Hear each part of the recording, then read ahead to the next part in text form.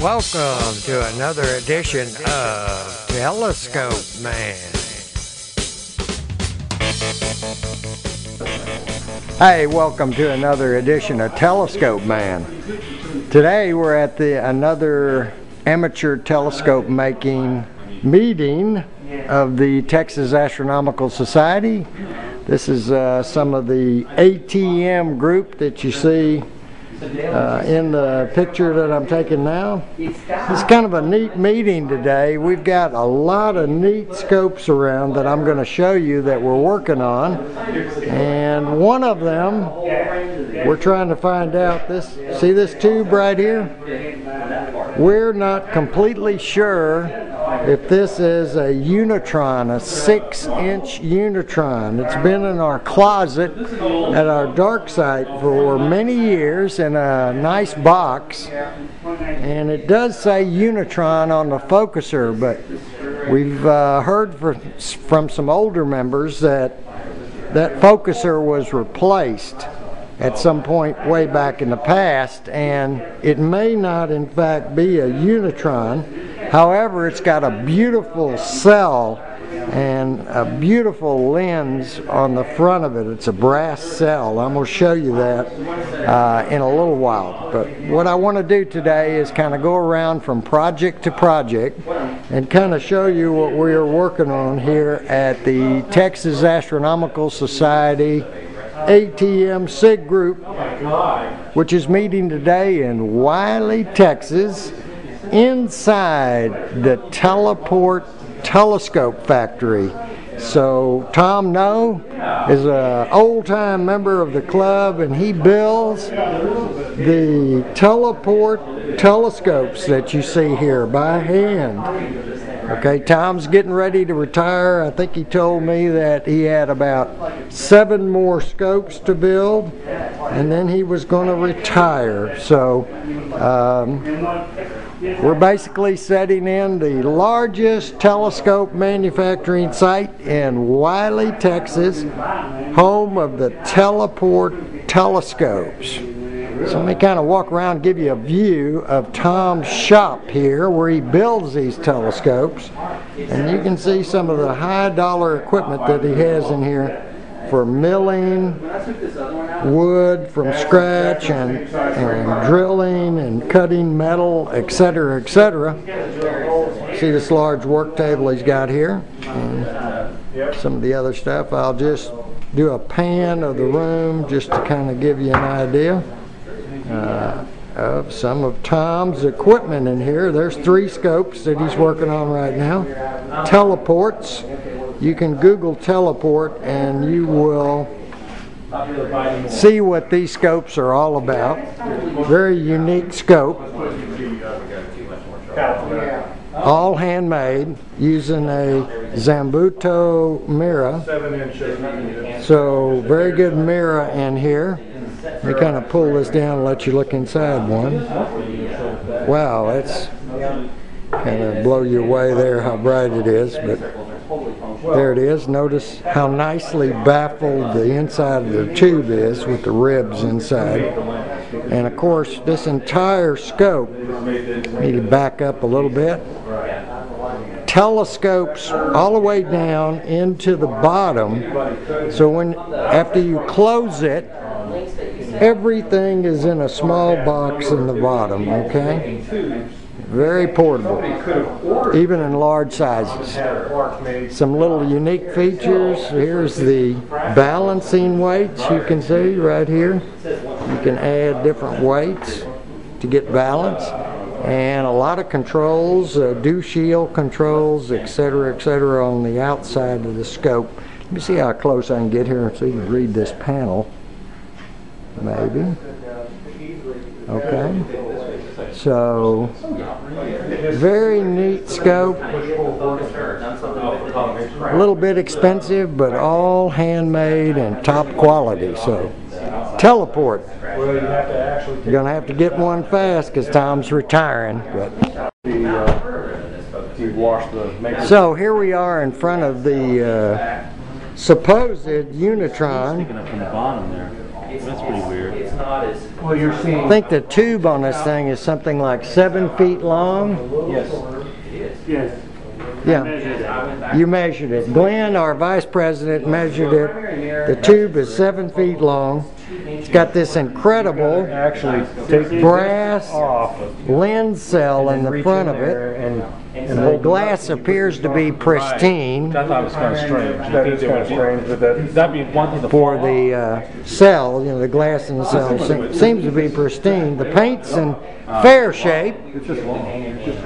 Fair shape. Of course, if this turns out to be a real Unitron, you know, we've talked about trying to get this powder coated. So, and here is the focuser that's on it. I'm going to take a nice shot of that, and maybe somebody will email Telescope Man and tell me if this is really a Unitron.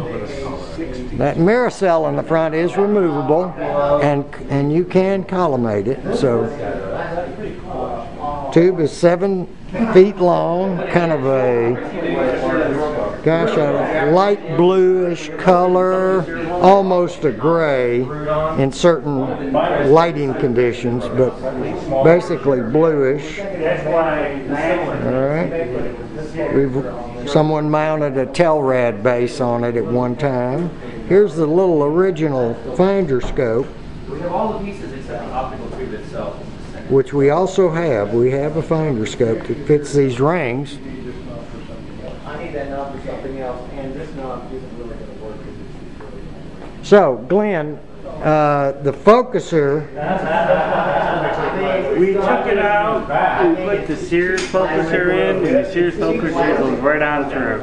okay, so it's not a Sears, so the Sears focuser goes right through.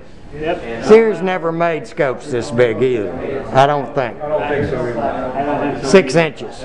Now, this is the original focuser as far as we know, right? Are there any markings on there that say Unitron? On the focuser, yes. Okay, can we take a shot of that? Okay, right on the side, I see it. Well, it's not coming out too well in this light. Let's see it. I can see it, but I don't know if the people can see it. It's sort of dark, but it does say Unitron on the side, and it, of course, fits this scope perfectly. That might be better right there. Let's try that. Yeah, there you go. So there's the focuser. All right, which does say Unitron, but the big question is, did some member at some point take this Unitron focuser and stick it on this tube? That's what we're not sure of. But it does fit perfect, like it was made for this tube. Doesn't look like, yeah, it doesn't look like something that, you know, somebody did kind of halfway and made it fit. It fits perfect. So if anybody sees this video, let's take a look at this cell that Gary, one of our directors, has in his hand. We can take a look at this. Here's the lens cap that was with it. Okay, right there, that's the brass lens cap. All right, and then the cell itself, you can see is brass also. 6 inches, 6-inch cell. You can collimate it. You can see the screws there and stuff. You can collimate it. All right, very nice cell, which would be something that Unitron would do in a scope that was supposedly $23,000 back in the early 1960s, if you bought it new. So, take a good look at that cell. You can see the glass is pristine. But other than that, it looks perfect, right? Right. Yeah, I don't see any really big scratches. It needs to be cleaned. Yeah. That's right. Very good shape. Nowhere around here. So there's a great shot of this 7-foot. We think it's a Unitron. And boy, if you can help us with this, after you see this video, just send me an email and help me out on this. And the next scope I want to show you is was brought in by Glenn Fitzgerald, our VP, and it's a Sears Roebuck model from apparently the early 60s. Apparently the early 60s. Came in this real nice wood box. You got it from your uncle or something, right? Yep. And got all the parts. Every one of the parts is here. And of course it was sold by Sears Roebuck. Sold by Sears Roebuck. It's all flaked off, huh? Okay, I've got it on close-up now, so I'm going to give you a good shot of that focuser. Sears Roebuck, of course, it says made in Japan on the focuser. I'm sure the scope came from Japan. It's got pretty good optics on it, according to Glenn. Pretty good optics. But you can see the focuser itself seems to feel very nice smooth movement, so there's no problem there. Very nicely made for a Sears Roebuck telescope of that era. As far as I know, it's at least as old as I am. It's about somewhere between 55 and 60 years old. First time I used it, or the first time I looked through it, I was in a horizontal plane. My brother was holding me like this up to the eyepiece so I could look through it. She's very well behaved. As far as I know, it came from Edmund Scientific. It is a telescope, brand telescope, that's all. There's no markings at all. A telescope brand telescope. No markings. The only marking, there's one marking on here. 39. 39 on the back. What that means, I have no idea. 39. Maybe that was the 39th scope. Who knows? But now, what'd you say the tube was made from? It's cardboard tube. Cardboard tube. Yeah. Got to be 50 years old, right? Oh, at least. It has an odd size. The lenses. Really? The little lens bag here is original too. That's the lens, the original lens bag. Yeah, I have these lenses that are of some odd size. They're about 0.9 inches. They're not 0.965. They're something else. They're smaller than a point. We tried them in Dale's scope, and they're too small to fit into his focuser. Kind of, let me switch my lens here. Hang on. To close up, and I'm on close up right now. So let's see if we can show them this lens. Kind of turn it a little bit the other way so we can see the end. It's all plastic, isn't it? All plastic. Let's look inside there. There you go. All right. Doesn't say anywhere if it's a Kellner or no indication what Ramsden or anything, right? No indication what these kind of course, back then, you know, when this was manufactured, they might have not even had. Yeah, right. Tycho Brahe. So let's give them a good shot of this. Scope's in great shape. Got a little bitty finder on it. I'm interested in this focuser up here. Let's see if we can get the focuser around here. Just a compression focuser. It just slides in and out. So of course that makes it. And then the eyepiece drops in the top, right? The eyepiece just drops right in there. And the focuser goes back and forth. That's about it. Yeah, I got you. So it's friction. Crude but effective. Crude but effective. Let's look at the inside of that tube and see if we can look at the mirror. It's more heavy. Yeah, this is the good part. My dad, being an engineer, apparently the secondary fell out at some point. All right. So if you look in there, that secondary is actually just like a mirror. It's not a telescope mirror. It's just a mirror. We hope he mounted it at the right angle. But I noticed it only has one arm holding it. Yeah. Yeah. Doesn't have a three-way spider or anything, no. Got one No arm. adjustment on that whatsoever. All right. So Good shot of that secondary there. As a reflection in the mirror, you can see back in the back. Great. But we don't even know the name of this. It might be a Edmund, but it only says telescope on it. Oh, well, really? It doesn't even say that, so we're not even sure it's a telescope. And it had a little Altaz mount of some kind. Yeah, kind of a crude tripod here. We had to put it up here. Can't set it on the floor. It'll splay out. I got you. They're almost exactly the same. Excellent. And the original eyepiece bag hanging from the scope there. My mother may have made this. I don't think it was stock with You it don't think it was stock, but it's been hanging there for a long for time. as long as I can remember. Pretty stiff. Okay, now, you know, we've really got some unusual scopes here. Dale Sanders, the coordinator for the ATM group, he's got a 4-inch Dynascope. I'm going to put it on close-up so you can see the manual. But basically, the scope on the right has been identified as a Dynascope, 4-inch Dynascope reflector. Okay, this scope on the right. But you notice this previous scope that we just showed you, how similar it is in design and everything. Even though it doesn't have any markings on it, I'm going to place a bet that both of these are Dynascopes. One is a 3-inch on the left and one is a 4-inch on the right. We have the documentation on the 4-inch one on the right. We've got that.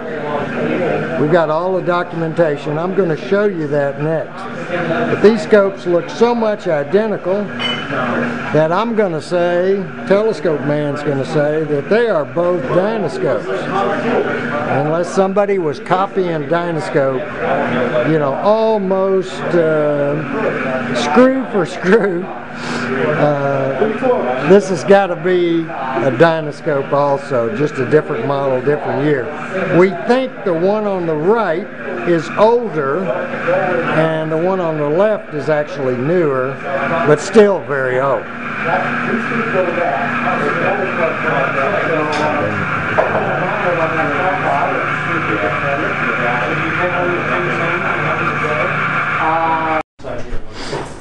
Okay, I want to give you kind of a view of the manual that we have for this 4-inch Dynascope that we just showed you, all right? So here's the actual owner's manual. Let me kind of flip through some pages for you. They had a little description of the mirror in the scope. And, you know, it had a kind of a equatorial type mount on it that you could somehow adjust. It had Ramsden eyepieces. Little focuser there you can see. And a finder scope. Of course, here they are showing you. Even back then, they'd show you some galaxies, you know. And it's doubtful whether you'd get a view of what galaxy is that? That is, well, all it says is Spiral Nebula in Ursa Major, taken by the Mount Palomar Observatory. So, kind of funny. They even back then they were putting pictures taken by the biggest telescopes into their brochures. And here is the sales sheet on this scope. It was $79.95 back then. See that? So we actually have, there's the criterion address of where they were located at, and et cetera, et cetera. So pretty neat.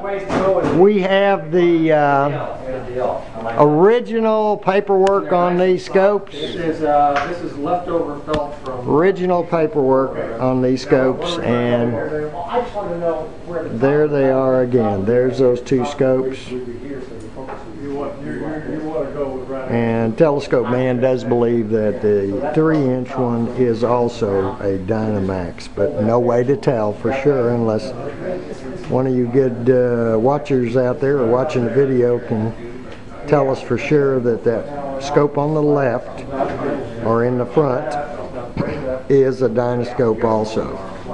The one in the back is definitely a Dynascope because we actually have the manual for it. Okay, part of this project on this supposed Unitron is we're going to have a picnic here shortly. And we want to mount some rings on this Unitron.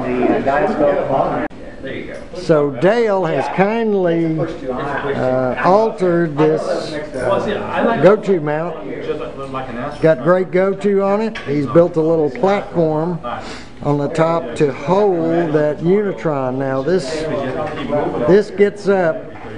I know what some of you are thinking. Is it going to be tall enough to mount that Unitron on? And I think Dale said that this tripod gets up about 9 feet high when you extend it.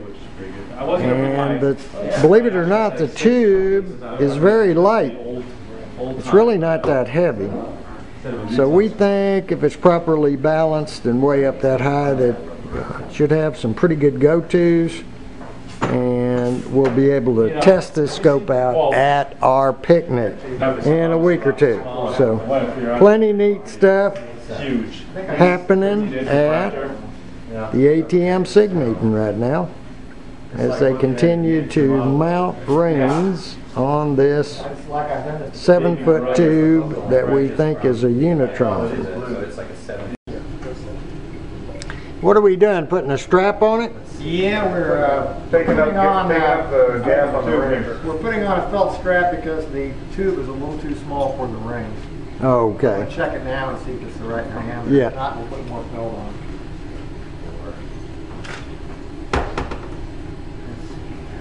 Boy, that looks too big, doesn't it? It could be too big. That's fine. You have to take a layer out. Yeah, well, no, that's good. As long as it's all right, yeah, we'll be all right. Yeah, you're good. 5.4 millimeters. Okay, so it is a 2000 Anything in the game? So now we just. So Dale added a little felt under there to get that ring to fit Find a little tight. point. You want to put it on the tripod? Well, we need to get the tubes to the middle It's first. 4 inches long. Did you raise the end of the tube up? Oh, excuse me. Yeah, there we go. And slide that one. I bet those masking tape marks are probably approximately the center of the old No, that's right. balance point. That's probably why they had that on there. I'm just thinking of the Okay. cascade up there. I didn't try this by myself. You ready? Hold on. Guys, watch your step behind you and just back right up over here. Set it up. Okay.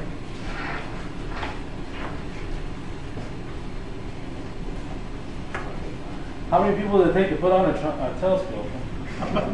Look at that. Story Musgrave would be proud of us. John Dobson would think we're crazy. That's right. Those are both good things. Yeah. They're both compliments in my book. In our favor. So it went right on, no problem.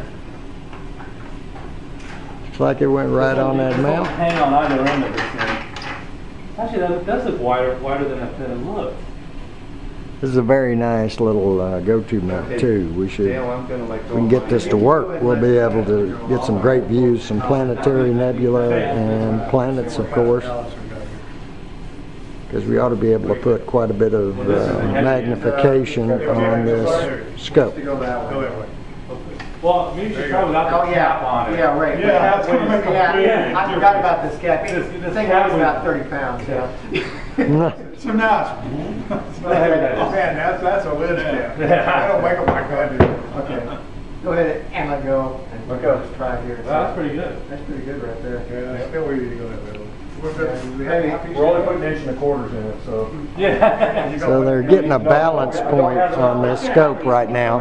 Eyepiece in the diagonal? Yeah, you need I a, don't have a diagonal. I'll be back. Uh-oh. I have both in the Tori car. would not be proud of us. Look at this. We got him back Oh. around. Take it off, take it off. Oh, it didn't make a It's only one more difference. shadow flat. So how many people are ready that's to try Tom some No. astronomy He's the sketching after owner writing of movies? I went and bought some supplies. Teleport Telescopes, old-time member of the Texas Astronomical Society. It's tightening down those rings on this supposed Unitron. I must do something else. Now, how do we raise the tripod? You know, You think so? It's great. Man, that looks nice. Yeah, we're gonna look horizontal. And of course we can't extend this tripod out all the way. It looks like it's going to work because we're going to run into the ceiling here. We've got a lot more travel on the tripod too that we haven't used yet. So it appears like this will work just fine We're gonna probably have to get some needle nose. at our picnic, and we can test this scope out, see what kind of views we can get from it. Should be okay. Later we can build an appropriate mount to mount this scope if we decide to keep it. I'm carrying it everywhere now. Pretty good. You need Well, here's Gary, and he's just looking through this scope Some new people want to introduce ourselves. just to see what he can see out there in the trees. Yeah. We kind of zoom in here and give you a little close-up look. Well, yeah, I don't know how one person would set it up. Are you able to get it? Oh, yeah? The building itself? No, the leaves on the tree. Leaves on the trees are in focus. Shot over the roof. Crystal clear. You should point us in with some white on it to see Basically have it pointed outside at a bunch of trees in the back Can you see? in the distance. Oh, I gotta have a gander. That's cool. Big time, man. I mean, look at the bug on Pretty that cool. Yeah. Holy crap. Yeah. Holy crap. That's great. Yeah. And the And we're looking. Well, we have a little box of accessories right here that I wanted to show everybody. And Hugh Stevens, another one of our good members, is standing right here. And he's got some That's the one that Criterion Dynamax parts that This is. basically you can't find anymore. They all look pristine. There's that visual back that everybody looks for if they have one of these scopes, because they use threads on there that were not regular SCT threads. So you need this special threaded visual back, which Hugh already has, and he's got all the original Bosch and Lam eyepieces that went along with this scope, all of them basically, and they look pretty pristine. Even a focal reducer, even has a focal reducer that went along with this scope. And again, this is that Dynamax 8-inch SCT. And let me kind of change my focus a little bit so I can do a close-up. Okay. Now I can maybe get, there we go. All right. So even the original boxes are here. They came with those eyepieces. Thanks, Hugh. And this is kind of neat that he's been able to capture all these little pieces that have been thrown away over the years when people got rid of these scopes. Scopes had a bad reputation because they really didn't match up the corrector plate with the primary mirror. Oh, let's look at this. Let me zoom in on this one a little bit with a macro. Well, if you just had the rings, just flip it in. All right. Yeah, that's what I mean. Or if you just left it. We can experiment. Hey. I brought my rings that are exactly the same. So they had a bad reputation. D-plate on it. I personally own one. Telescope Man had You one, can just set it right which I sold, and it had pretty good views to it, and it could be collimated. But again, they didn't have very sophisticated production facilities, and they basically just grabbed the corrector plate and put it onto a scope without any adjustments or trying to match the corrector plate to the primary. So some of these scopes could not be collimated. I just happened to get one that could be collimated, and so did Hugh. I've looked through Hugh's Dynamax 8-inch SCT, and it has very sharp, nice views. So he, by luck of the draw, got a good one. And what else have we got here, Hugh? That is the original Bausch & Lomb rear cell Schmidt-Cassegrain nebula filter. The original one. Pull that filter out. Let's look at it. See what it looks like. Okay, there it is. Again, pristine condition. All right, a nebula filter. Original one that was sold with this scope. I didn't really want to say that way. We should have had like a good buy that. And if memory serves me right, his scope was made about the time that Bausch & Lomb took over from Criterion. They bought the company, Yes, sir. took over production in the early 80s, late 70s, and If I remember right. You need that much just to figure out how to use one of these things. tried to make some improvements on it, and which they did after a few years, but eventually they decided to stop production of that scope later on in the 1980s. Do we know where the team came from? Pretty neat, all original stuff from Bausch & Lomb and Criterion. Where the tube came from. This tube? So finally, what we're going to try to do here in a minute is we've got a little Hubble artificial star out there, and we're going to try to see how the collimation is on this big refractor by using this artificial star that we've got way out there by the back shed. They're going to put that out there, the artificial star, and we're going to do a little collimation test on this big refractor right here, just to see how it is, to see if that cell in the front is collimated. And with that, I'd like to thank you for visiting with Telescope Man today here at the ATM SIG meeting of the Texas Astronomical Society, being held in Tom No's telescope shop, Teleports. And there's one of those teleports right there. And great facilities here to build telescopes with all kinds of very finely tuned mechanical devices to help you in constructing a telescope. Until next time, I wish you clear skies, and remember, keep looking up to see the greatest show on earth right over your head every single night. See y'all later.